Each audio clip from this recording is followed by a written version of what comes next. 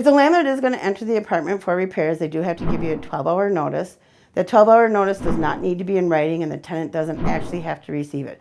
So if they put a notice under your door on Wednesday that they'll be entering on Thursday, they can go ahead and enter the apartment even if you're on vacation in Florida for the week. The important thing is that they do give you notice and that you have the ability to know that they're coming if you're going to be at home.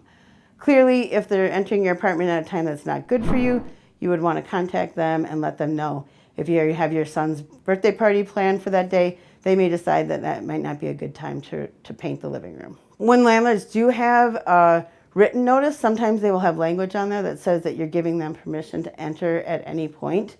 You may want to clarify that, make sure that it's during normal business hours, or that they won't be stopping by at 2 o'clock in the morning to make sure, that they're not disrupting your sleep or whatever else may be going on in your apartment at that time. We recommend that you try to be clear with the landlord about when they're going to be entering the apartment so there's not going to be any problems. Particularly if you have pets, you might want to make sure that they are crated, or you may want to make sure that they don't escape when the landlord opens the door.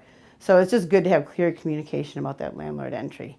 In some cases, in the lease, in the non-standard rental provision, there may be a clause that says that when you make a repair request, the landlord has permission to enter at any time during the next 72 hours to do those repairs.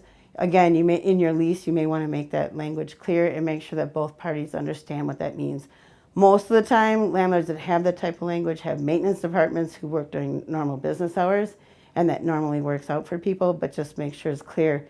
If you want to make any changes to your lease, usually we recommend that you just cross out any language that you both agree should be changed, and then write it in and make sure both parties initial and date it.